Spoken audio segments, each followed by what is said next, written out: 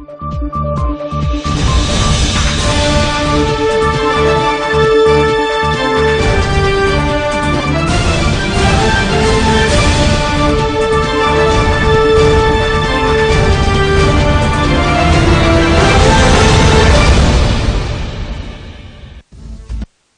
السادة والسيدات، نشرة أخبار الظهيرة المستهل يكون بالعناوين.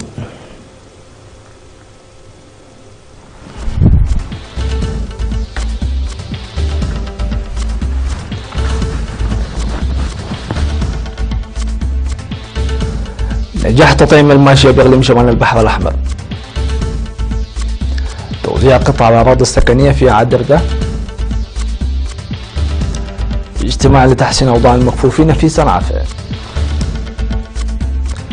تقريرات واسعة في السعودية تشمل قيادات كبرى بالجيش. وبيت الروسي ضد إدانة إيران بشأن انتهاك حظر الأسلحة في اليمن. و30 قتيلا حصيلة زلزال بابوا غينيا الجديدة.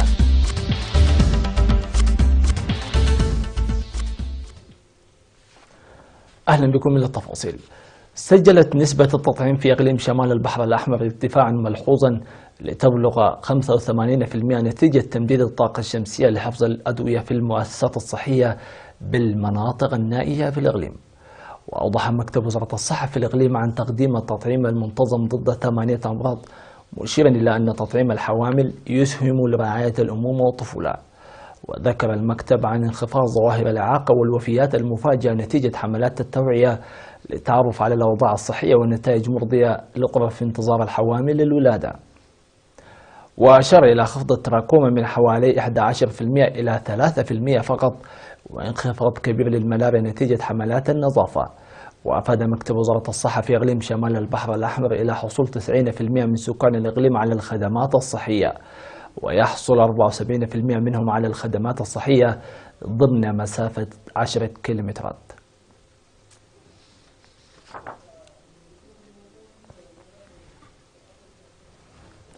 وزعت قطع الأراضي السكنية الطيسة ل 440 مواطن بينهم 138 امرأة في ضاحية عدردة بمديرية قال نفحي بموجب لوائح وزارة الأراضي والمياه والبيئة.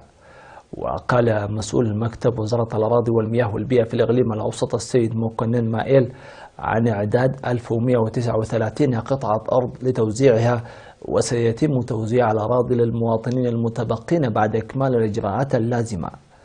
وشكر مدير مديرية قال نفحي السيد محري يوهنس المؤسسات الحكومية ولجنة القرية لأراضي الطيسة لإنجاح المهمة. وكانت قطع الأراضي السكنية الأراضي الملكية الخاصة طيسة قد وزعت في ضواحي مبيتو وعد مزمات ولاقين بمديرية قال نفحي وضاحية بلزة في مديرية سرجقة. وأوضح مسؤول مكتب وزارة الأراضي والمياه والبيئة في الإقليم الأوسط أن عملية التوزيع ستتواصل في جميع القرى حسب الجدول الزمني الموضوع.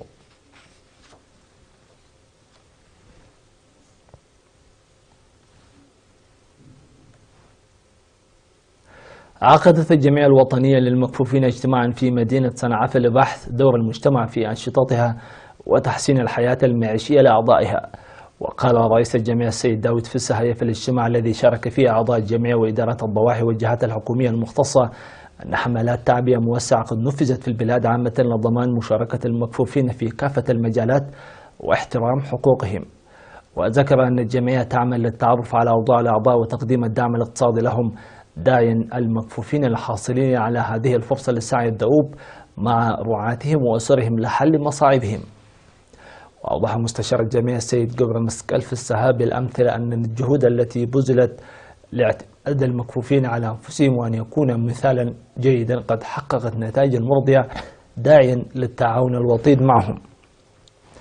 وذكر مدير مديرية صنعاء السيد إدريس علي الشكر أن الجمعية تقوم بجهود حثيثة لاستفادة المكفوفين من الخدمات الدراسية،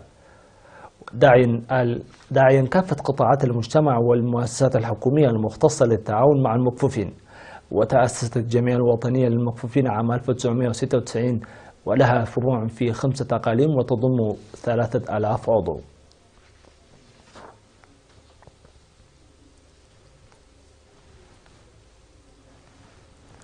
أوضح سكان بلدة صرونة أن تركيب مولدين للطاقة الكهربائية منتصف العام الماضي حل مشكلة الطاقة وخلق ارتياحا في أنشطتهم اليومية. وقد فتحت خدمات الطاقة الكهربائية الفرصة للمرافق التجارية لتطوير الأعمال. وقال مدير البلدة السيد تخلاف قبرة عن إيصال التيار الكهربائي ل 2300 منزل وإضاءة الشوارع، وجرت الدراسات لمد الكهرباء ل3 قرى بالمنطقة. كما تم مد أنابيب المياه إلى 125 منزلا إلى جانب محطات توزيع المياه ال3 والتوزيع بالصهارج، وأن العملية ما زالت مستمرة. وأرسيت خدمات التعليم من المرحلة الابتدائية وحتى الثانوية ومركز صحي ومشروع مياه في بلدة صرونة.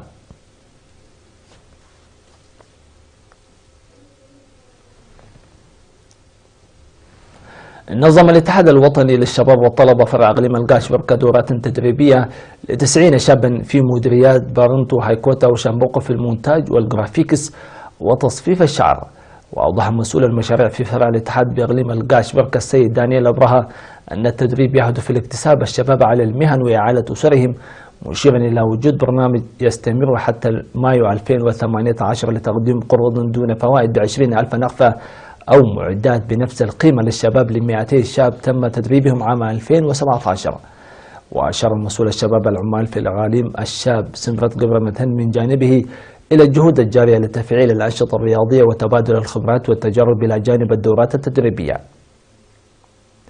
ودعا مسؤول الشؤون السياسية والتنظيمية في فرع الاتحاد الوطني للشباب والطلبة في اقليم القاشبركة السيد ماريكوس جرماتين دعا الشباب للاستفادة الجيدة من الفرص التأهيلية المتاحة، موضحا عن وجود برنامج لتدريب 400 شاب هذا العام في 12 مديرية بالإقليم في مختلف المهن.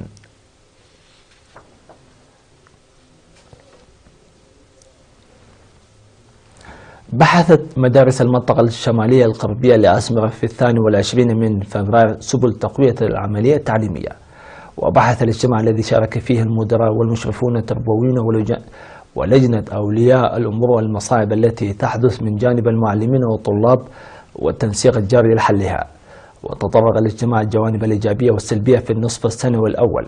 ودعا مسؤول التعليم العام في مكتب التعليم بالإقليم الأوسط الأستاذ سرجو تخلاي لتعزيز دور المجتمع لصيانة المدارس. وتوجد في منطقة شمال قرب أسمرة 37 مدرسة من رياض الأطفال، وحتى المرحلة الثانوية تستقبل حوالي 21,000 طالب.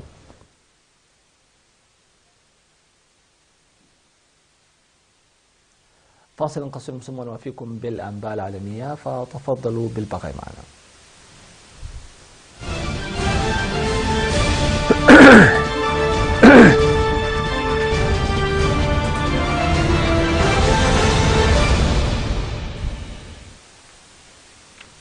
أهلا بكم من جديد.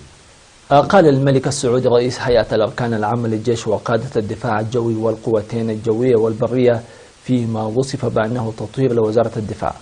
وحسب أمر الملك صادر عن الملك سلمان بن عبد العزيز أحيل الفريق الأول الركن عبد الرحمن بن صالح البنيان للتقاعد، كما أقيل الفريق الركن محمد بن عوض صحيم من قيادة قوات الدفاع الجوي. وقال التقارير الإعلامية السعودية أن هذه التغييرات جاءت في إطار الموافقة على وثيقة لتطوير وزارة الدفاع المشتملة على رؤية واستراتيجية للتطوير. وكانت المملكة قد أعلنت عن مشروع أوسع للتطوير أطلق عليها مشروع 2030 ويشرف على تنفيذه الأمير محمد بن سلمان. وتضمنت الأوامر الملكية أيضا إعفاء الفريق الركن فهد بن تركي بن عبد العزيز من قيادة القوات البرية وتعيينه قائدا للقوات المشتركة.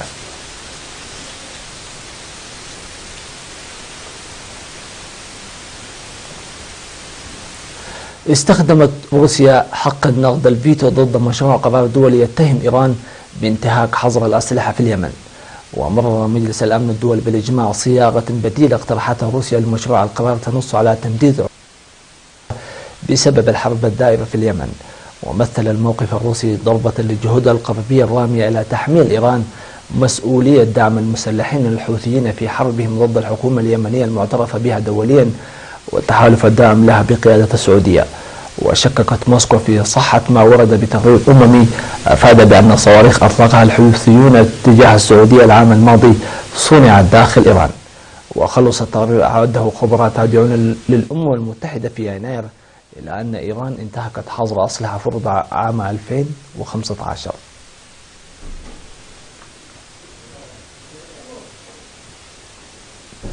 أفادت وسائل الإعلام في بابوا غينيا الجديدة أن الزلزال العنيف الذي ضرب وسط البلاد وبلغت قوته 7.5 درجات أوقع في حصيلة أولية أكثر من 30 قتيلا، في حين تواجه فرق الإنقاذ صعوبات في بلوغ المناطق الجبلية المنكوبة.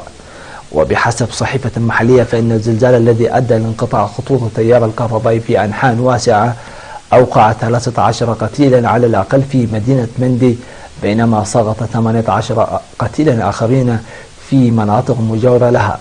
إضافة إلى القتلى فقد تسبب الزلزال بسقوط حوالي 300 جريح بحسب المصادر نفسها، ولم تصدر من السلطات أي حصيلة رسمية حتى الآن. يشار إلى أن الزلازل شائعة في بابوا غينيا الجديدة الواقعة في منطقة الحزام الناري في المحيط الهادي، حيث تنشط الزلازل والبراكين.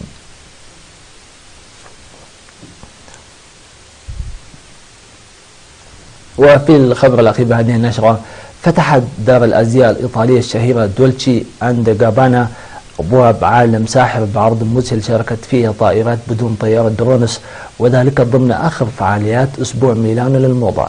وفي مستهل العرض قرعت الأجراس وفتحت البوابة لتخرج منها طائرات من دون طيار تحمل حقائب اليد النسائية الفاخرة للدار الشهيرة وتسير بها على الممشى.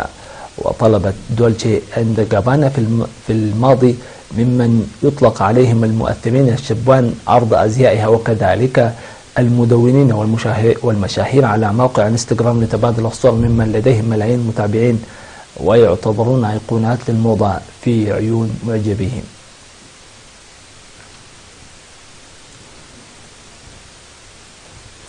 المشاهدون الفاضل، بهذا نوصل إياكم إلى ختام هذه النشرة. شكرا لكم على حسن المتابعة والإصغاء. في أمان الله وحفظه.